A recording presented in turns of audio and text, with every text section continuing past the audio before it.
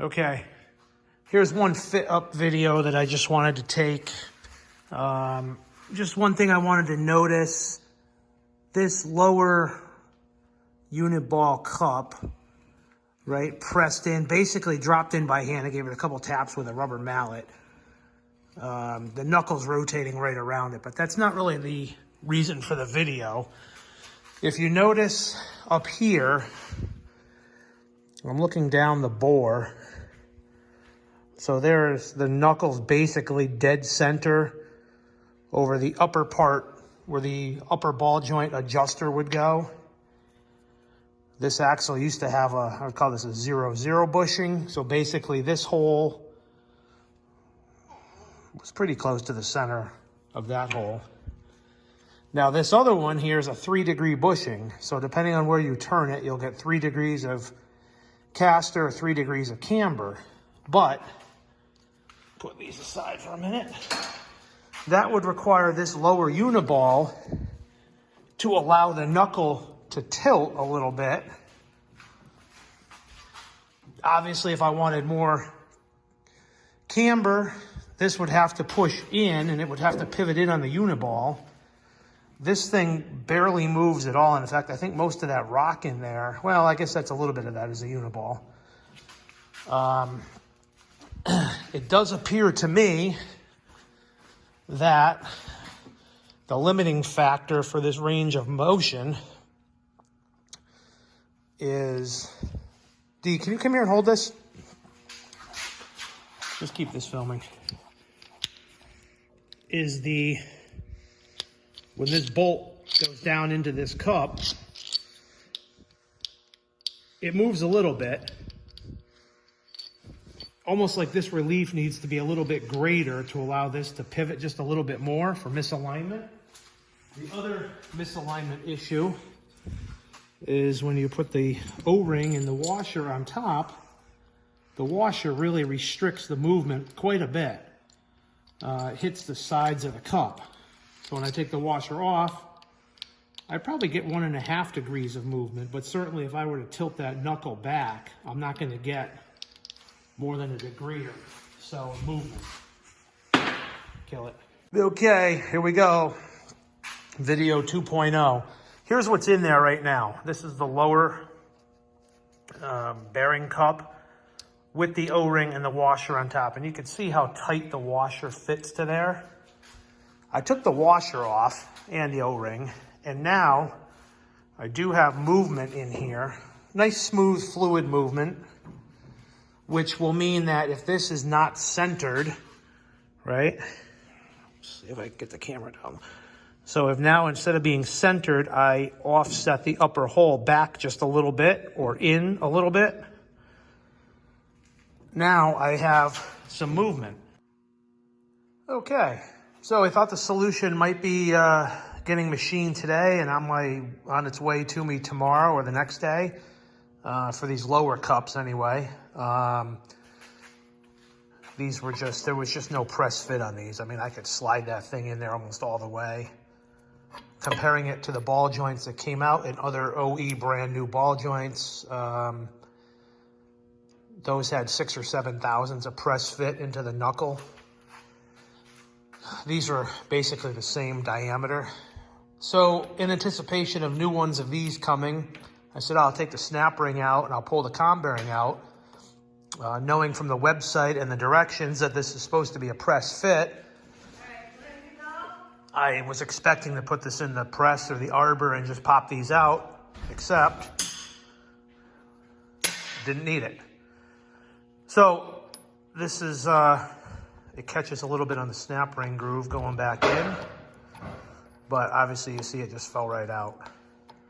So, and there it goes, right back in. I don't think this is gonna fly. The comm bearing, the outer race should be pressed in and not move. You don't want the whole thing rotating in the bushing, just the ball in the middle. I thought maybe once this is pressed into a knuckle, this would squeeze down on it enough, but I'm fairly certain that's not gonna happen. This thing's almost a 1/2 inch wall thickness.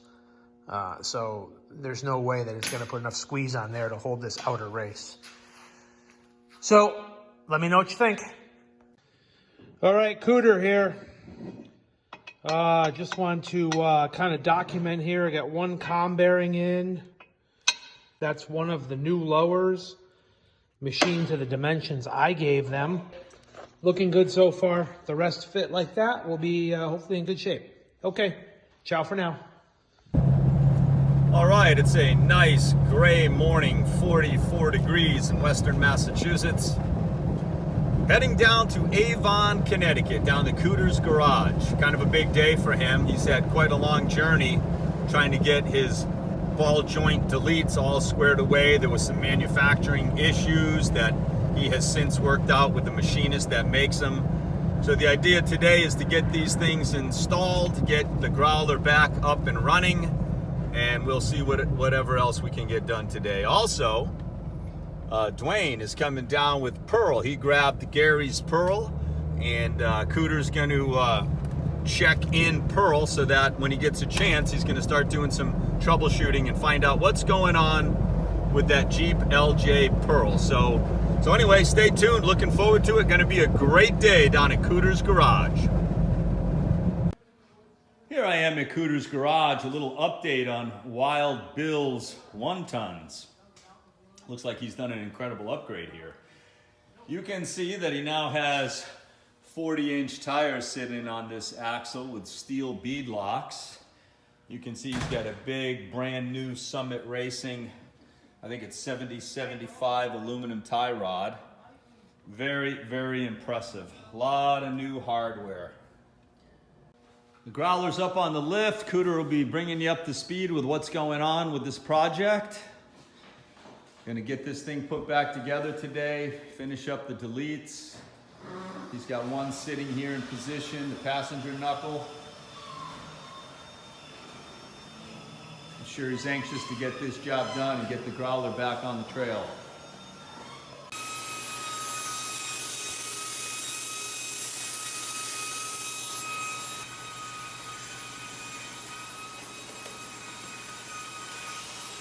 Recon Jeeper rolling, 3, 2, 1.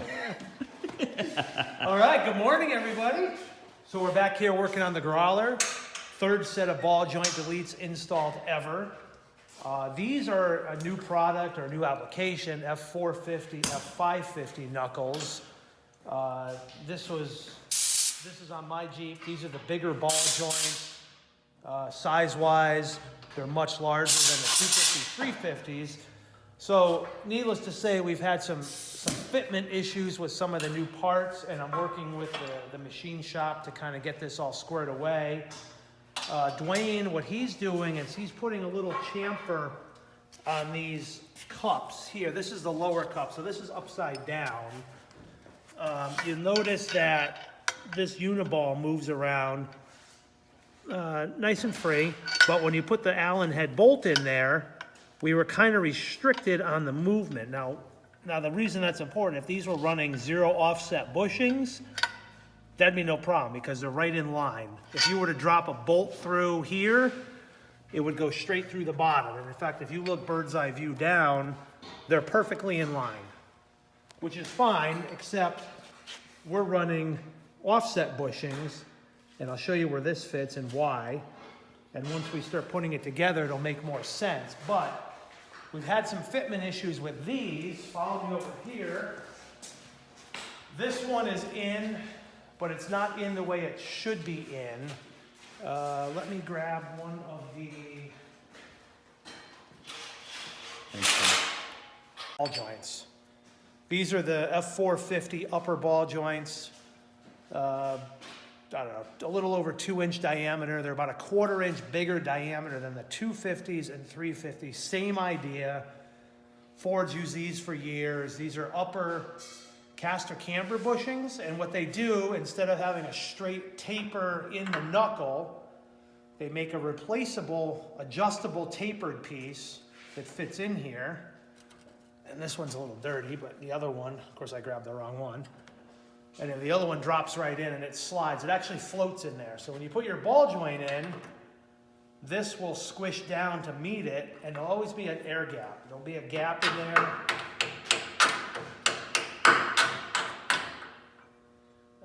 So these are the original Ford style. They've used these for I don't know, ever since they got rid of kingpins. They use them in the two-wheel drives, they use them in the I-beams.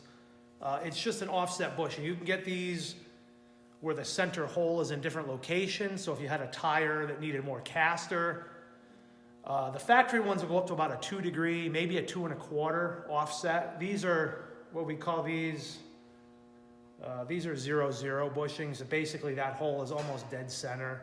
I think these are a 1/4 degree, it doesn't matter. Normally that thing just drops in there and it floats. So when you put your knuckle up on there and you tighten this up, this will actually be raised up. And there'll be a little gap, and I'm squishing the rubber boot here, but you get the idea. It'll sit like that. There'll always be a gap. If this thing's bottomed out, then you have some kind of wear issue. You're not really ever sure if this ball joint stud is locked in there, but there usually is a little gap there. They've got a flat spot to index it so they don't rotate. They're split down the side. This one's all full of dirt. But basically when you put the ball joint in, it wedges it open, and this thing, basically it can find its height. The lower ball joint carries most of the load. This just moves your knuckle around if you need to adjust it. What we ran into with the new delete pieces, they make their upper bushings out of aluminum, which is fine. These, like most of them, they're adjustable, so I have to cut the side to set the camber and caster where I want it. These originally were about 30 thousandths of an inch too big, and they would not slide down in here. I had to hammer them in. I couldn't even do that.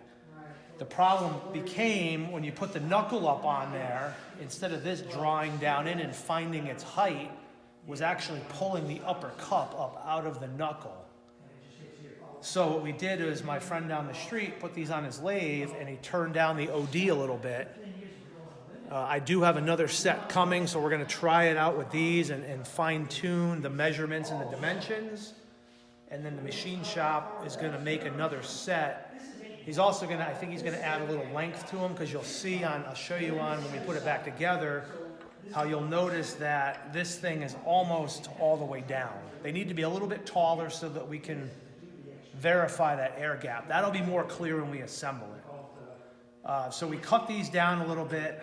Now, unlike the ball joint, the taper is a cone that goes in the top. So when you tighten this down, this one also has a split in it. It'll expand and take up the clearance, and it'll make this snug in the top.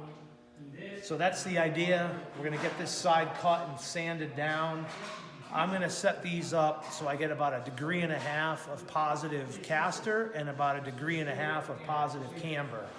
So we're gonna tilt the tire, the upper part of the ball joint, back a little, and we're gonna lean the tire in just a little. And we're gonna see how that works. We'll get this all set up. Once we get to that point, I'll show you why we had to cut the bottom of this to clear the uniball in the new ball joint delete. We'll take it from there. Okay, thanks. 5/8. Okay, Cooter has his toe plates, his TMR toe plates on Bill's new loader, and wow, I bet you can't do that again. Oh, I could do that all day long. Must have been the puppy. And I have a slinky too. I'll show you how that goes. Basically, they're trying to set the toe in so that they can adjust the tie rod. Look at that tie rod, man. That thing is sweet. Mike, so he's gonna do it so we're at the 16th. So Okay, we're looking to get a unscrew it just a little 1/16 of an inch toe in Yes. on this front axle, and obviously once the tie rod is set, you know the dimensions. Once it's locked in, he'll get what he needs. So going on what here? we're trying to do here is keep the exposed threads the same amount. In other words, we don't want one rod end screwed in further than the other. Right. So what he's measuring is the amount of thread showing. I don't care so much what the toe setting is right now, because when we turn it, they're gonna go evenly. Correct. So we just wanna make sure that's set correctly. Okay, now put the bolt back. Okay, Mike has calculated where this needed to be cut. We drew a line, just took a grinding wheel and cut this cup right like that. Came out really good. We'll hit it with the belt sander and clean it up a little bit.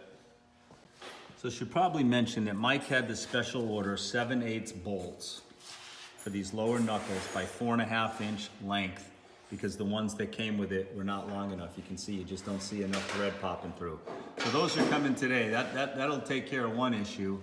But the second issue that he's concerned with is getting the space that he needs on this upper cup right here. So he doesn't really want to use the washers that came with it, because the washers are so wide, it takes away some of the articulation of the upper piece of the knuckle. So he's doing some engineering and thinking on how he can get around that. And that's what's going on with the ball joint deletes at this moment. Make sense? Yes. Now, my only other concern looking at this is to make sure that your big 1350 U-joint don't hit this thing Well, sticking it out. didn't before, Yeah. and the space on top was like an inch. Right, all we Okay. did was raise it Okay. up. We didn't do anything All to lower that.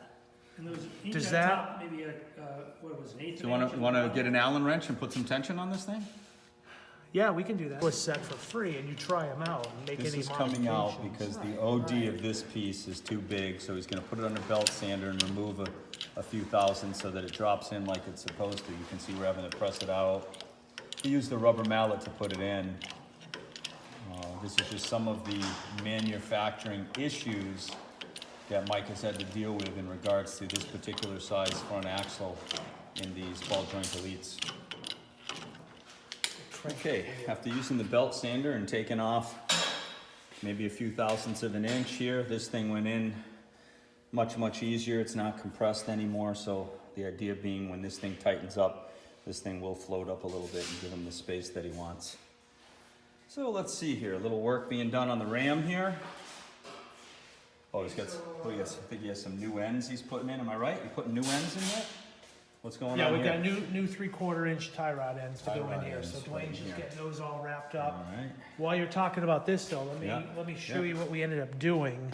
okay. So you got the float up on that one, so Yep. it's not bottomed out. So we know when we tighten it up, it's pushing against, this part's pushing on the comm bearing. Right now, when it's tight like that, and we put the bearing up under there, we don't know if there's a gap in there. We don't know if they're touching. We need them to be touching. So that's, by raising this up a little, You'll know that. we'll you got know the we touch. have them Yeah. touching. So these aluminum pieces need to be manufactured a little bit longer. I dug through my box of collars and spacers and I found a couple of these, which measure 0.390. I don't know where they came from, but they're 7/8 ID. So we're gonna put that underneath it as a spacer. That's what we did on that side, and it Exact raised same it thing, up. Right, They're too tall, but Yeah. for today, they'll do the job. yeah. So when they remake these, they probably They'll need be to the right- add an they'll be the 1/8 of an right inch length, or right. 3/16 of And an you inch, won't right? need that spacer. And we won't need anymore. this spacer, it'll be built right into the aluminum Yeah. piece. Everything will be good. But the spacer is gonna work and it's gonna do the job for now. And that spacer is installed right in there, and you can see the gap. So as this bottom one gets tightened up, this knuckle will come up. The reason we haven't tightened that yet is the bolts that the kit came with are too short. Mike spent another $50 of his own money for 4.5 inch bolts by 7/8. So those are coming in any moment, and then those will be changed out. So that's what's going on here. So order of assembly. Long bolt. Okay. So working down from the top, cone washer, bolt, our temporary spacer, and then 2 more arms would be helpful. Yeah, line that knuckle up. Yep.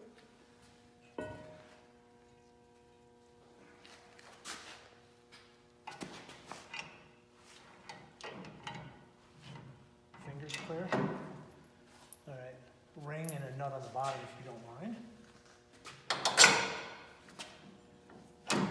That is Yeah, that's freaking pathetic. totally unacceptable Yeah. in my mind.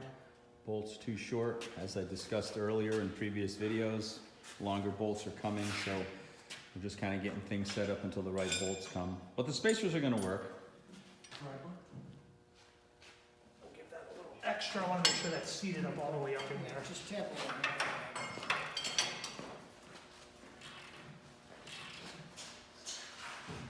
on Hey, if you notice too, Rick, it's doing what it's supposed to do. The cone wedge is driving down in there.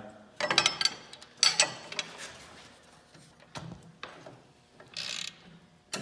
And that's pretty snug right there. We'll torque. The boys are lining up the, we got some spacers for washers on those ends to the ram. We'll give a little shameless plug to East Coast Gear Supply. Look at this, here we go. So these are the East Coast Gear Supply chrome moly 35 spline 05 and up Super Duty stubs. Well, minus the part that I destroyed that's no longer there. Broke it like a tinker toy. But these have the groove. The weak point right there. to activate a vacuum locking hub in an application where you have electric shift transfer case. Mike, was there a washer on the bottom too? Yeah, 2 on top, 1 on the bottom. I mean, No, it's a flange nut. So what I talked to them about was I've broken 2 of these, and these guys were terrific about warrantying them, but we talked about how to make it better. And I said, well, it seems like they're breaking where that vacuum passage is cut in there. So they suggested we step up to 40 spline. The big boys. Big boys.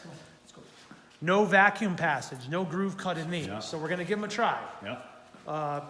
Talked to those guys at East Coast, they were fantastic. They hooked me up with the whole kit, which came with 2 stubs, dry flanges, everything 40 spline And all hours. you had to pay was the difference, correct? They stood by the cost They of did. the originals. Yep, they stood by it, they warranted it. I basically got these at the cost difference as an upgrade. Yeah. I thought it was very reasonable and very stand-up-ish of them. So I have nothing bad to say. I'm grateful that they were willing to make that right and help me hopefully make it better. So of course we're still running 35 spline chrome moly inners. Is a little mismatch, but we'll see how it goes. Yeah. If these end up being a problem, well, there's an upgrade down the road.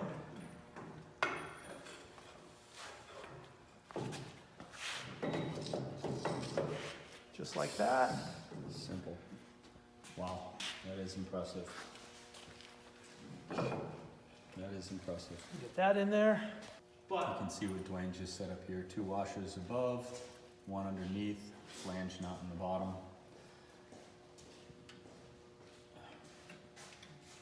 Brand new end, brand new end. Same thing on the passenger side. Dwayne's prepping it.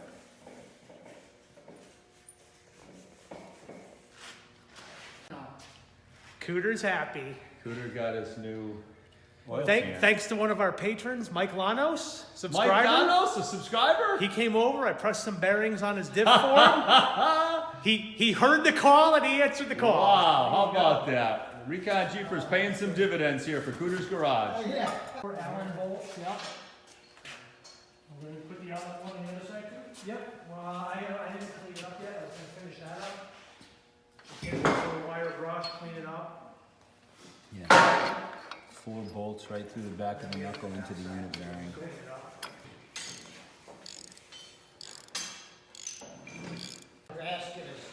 All right, the short side 40 spline axle shaft is in on the driver's side. That's all set. This still needs to be done on the knuckle side. Unit bearings on the passenger side, all tightened up. I just gave her the dimensions. Driver's side unit bearing going in. Both unit bearings, passenger and driver, are in. Unit bearings have been greased. They've been tightened. You're putting the snapper in and I didn't put the snapper in mine, right?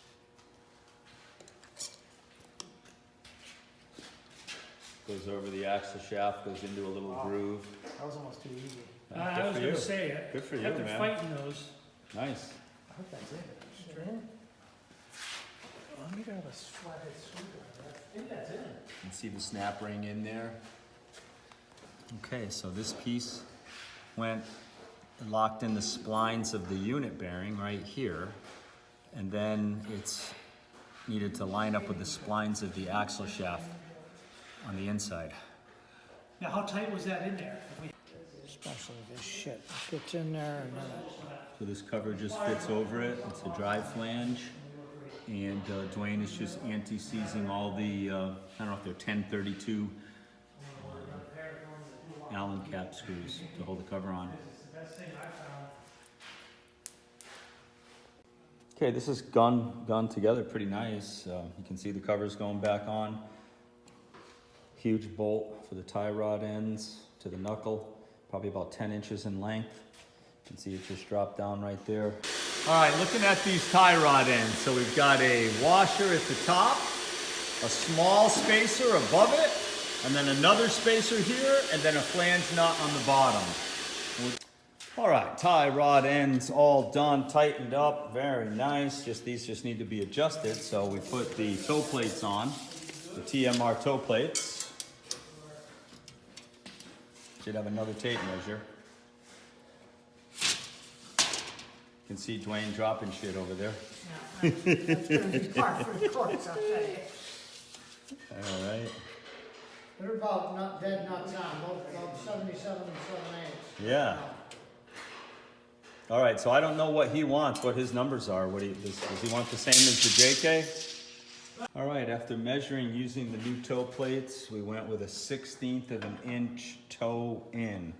So now you can see Mike is tightening the jam nuts there. He's got a big wrench on the actual adjuster sleeve, and he's just tightening the ends up.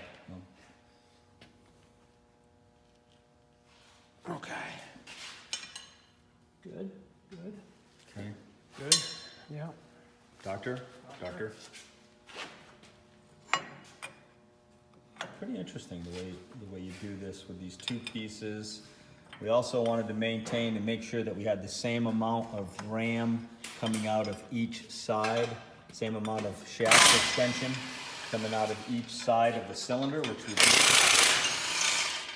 So the plates are coming off, it'll be ready for some calipers. All right, just put the caliper on. Just had to make sure the rotor was pressed in all the way.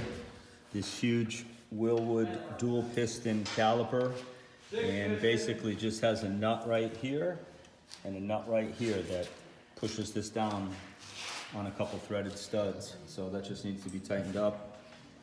Looking good.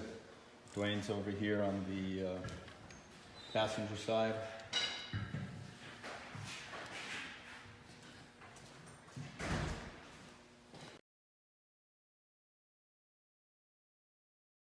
All right, what we have here is the very famous Rock Your 4x4 Sherman cap. This thing unthreads, it's a protecting cover, and then you have a quick disconnect right, for your Bill? air fitting. Yeah, to So the right in we're the taking back. an air line out of here to a shutoff valve and then to the compressor under the hood. So now with a flex hose, you can just come up here, snap your air in, and then air up your tires. And this is a nice protective covering here. Sherman cap. Rock Your 4x4 on YouTube. Good company down in Knoxville, Tennessee, I think. Sherman cap. Very nice. The new bolts came in. You can see 4.5 inch bolts. Bill, turn this bad boy so the knuckles down, if you can. Going in there, and in the final analysis, I think Mike's going to end up with all of 1/8 of an inch, maybe even more underneath the U-joint. I don't think he's going to have a problem at all. All right. Spinner. See if Spinner. See if it'll touch. Oh yeah, you got a Beautiful. 1/4 inch. Beautiful. Lots of- We have support today. Colin has showed up. That's about it. He's been cranking away Why on don't we get this tight up here lower too, and Kyle? upper deletes. And Mike has chosen, we're gonna put the torque wrench on them. We're gonna torque them to 100 foot-pounds on the top and the bottom. They have nylon locking nuts on them. The bolts have been seated, and you got almost 1/4 inch of clearance as the U-joint spins. So I'm pretty happy with that. Torque. All right, the growler, huh? Rotors, caliper, ball joint deletes, upper, lower, torqued, new axle shafts, new stub shafts, 40 spline installed, steering, centered, adjusted, tie rod ends, torqued. Looking good. She's ready for action. Looking good. Wow. I don't know. He'll get to him. Yeah. He's gonna take a look. All right, so here is our wrap-up video. As I pan the area, we see the Hello mechanics, there. Dwayne, Wild Bill, myself, Mike, Colin, Mike just wants to talk about the end of this project. All right. Cooter here. We're wrapping this up. I just thought we would get on and kind of do a little wrap-up video of these ball joint deletes. You guys been watching the channel. You've been seeing Rick's videos. We bought 3 of these things, 3 kits from Josh at American Iron Off-Road. Put a set in Bill's 05 and up, F250 axle, 350 axle. Rick got a set in his JK, no issues. I was the last one to go. I got a set for my knuckles are F450, 550, so kind of the same idea, just different sizes.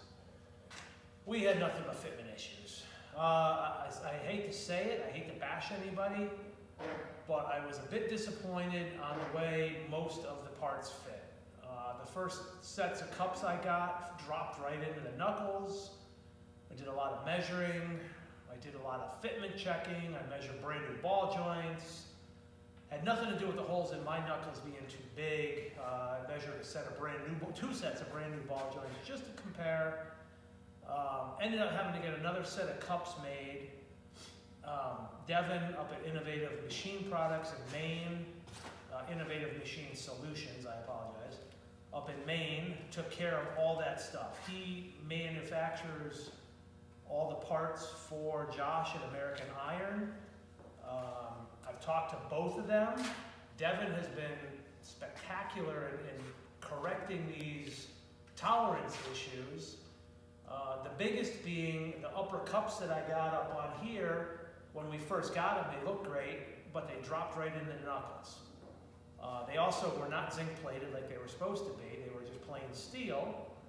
The lower cups I thought were okay until I went to put them in, and once I lined them up, they also dropped right in, but they were a slip fit. The uppers were probably 20,000ths of an inch too small. So way off on the manufacturing, on the measurements. I don't know where the numbers came from. Devin was just building them off of a blueprint. Can't blame him for that, but he stepped up. He made me another set within a week. I had cups that fit perfect. Put the uniballs back in, they fit perfect. I tried to reach out to Josh numerous times. I hate to bash anybody. I hate to say anything bad about him. I know the guy's got a lot on his plate, but he was very hard to get a hold of. He would return a couple texts. After he knew I had problems with this third set, I couldn't get him to answer the phone. And I hate to say that, I hate to put that out there, but it's the truth. And we're just trying to give an honest review of the product. I bought 3 kits. So that's $2,000 roughly worth of ball joint deletes. And the third set, just in my opinion, was rushed to market. The dimensions weren't correct. I don't know if they never test fitted on an actual axle, but they're easy to come by. I mean, I've got a couple sets of these knuckles laying around. I stuck with it, and I told Josh this. I said, look, I love your product. I think it's a great idea. I'm willing to do a little bit of, fine-tuning, a little bit of R&D for you to make it better. And I was told pretty much the product's fine. It's not the product. It's you.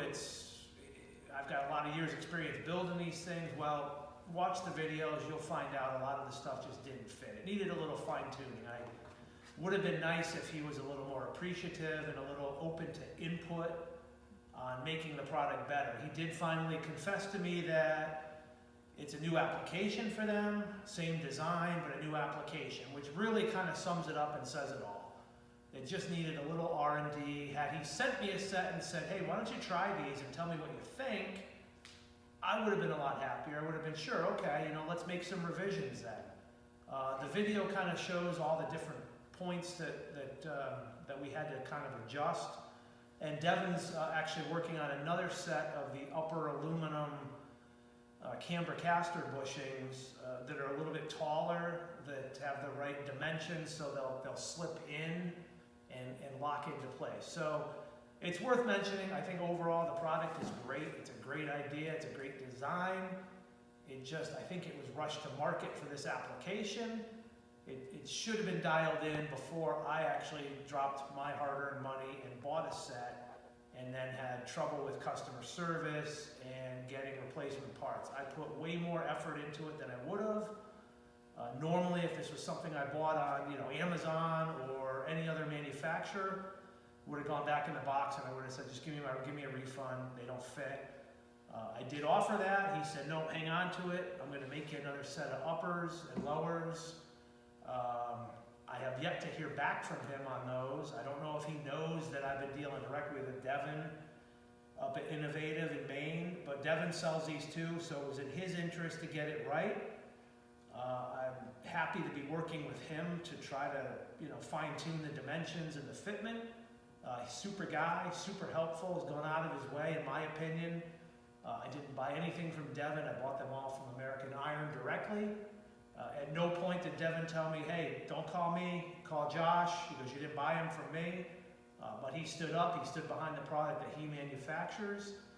I think that's to be commended. I would recommend anybody reach out to Devin. He's got a Facebook page, a website. He does a lot of great stuff with giant spline axles for the 05 and up Super Duties, a lot of heavy duty front end parts. He's got the ball joint deletes also. Great resource, good guy. I only hope that Josh gets things dialed in, gets his design tightened up, and I would love to recommend this to people in the future. I'd like to see what kind of upgrades he makes, and I'll continue to work with Devin to get this fine-tuned. And that was the reason I stuck with it, because I do believe in the design. I think it does work. It just needed some work to finish it up. And honestly, it wasn't a ton of work. It was more than, as the end consumer, I should have had to do.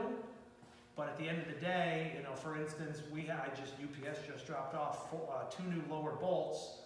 These bolts here that I got were half an inch too short to put everything together. They would have known that if they actually buttoned this up and put it on an actual housing and an axle. They would have known that. And I would have gotten the right length bolts. So that was $42 out of my pocket that I didn't mind spending. Hopefully I'll get it back one of these days. But I wanted to get this done. I wanted to see it through. So roller's back together. We're going to throw some big old tires on the front of it, take it on the rock pile, and get it ready for the wheeling season. So thank you guys all for watching. Please, add your comments down below. Is that how that works? Down below? I don't know. I don't tell them. And Rick will be happy to answer your comments, and we'll get back to you. If you have any questions, please comment below. All right. Thank you. Thank you, Mike. All right, Colin's behind the wheel of the Growler. Tires are back on. Look at that.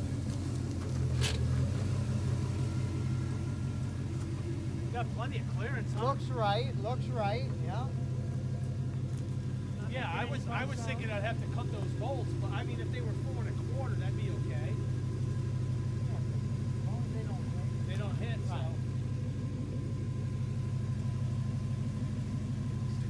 It worked. Got to flex this thing out. Check the front axle. Put those rock lights on, Colin. There you go.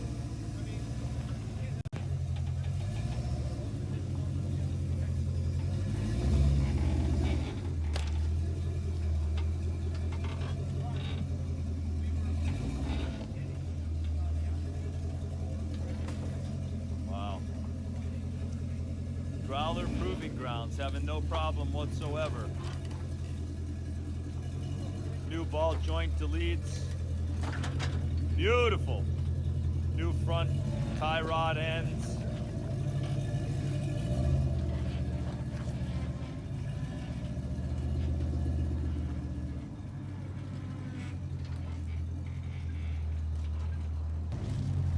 Three great mechanics right here. Turn that phone around and There you yourself. go, yeah, right about that. There we go. All right, now we'll check the flex out. Here we go. It's not buried. Look at the other side. You're looking at the extended side. Beautiful, beautiful. Wow. Look at that.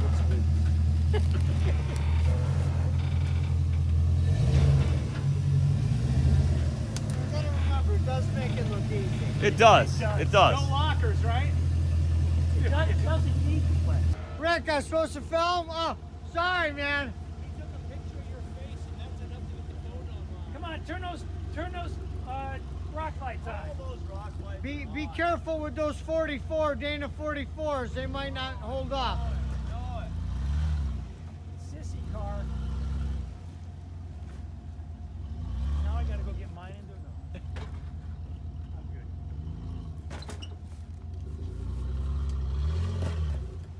There, looks good. I do like his red Rancho cover in the back. Yeah. Well, I painted all mine red just because I like them to pop. You know what I mean? That's it. They're gonna go do the couple miles trail out back. Here comes Rick. Recon 1. Okay. Putting it through its paces back at Cooter's garage. Okay.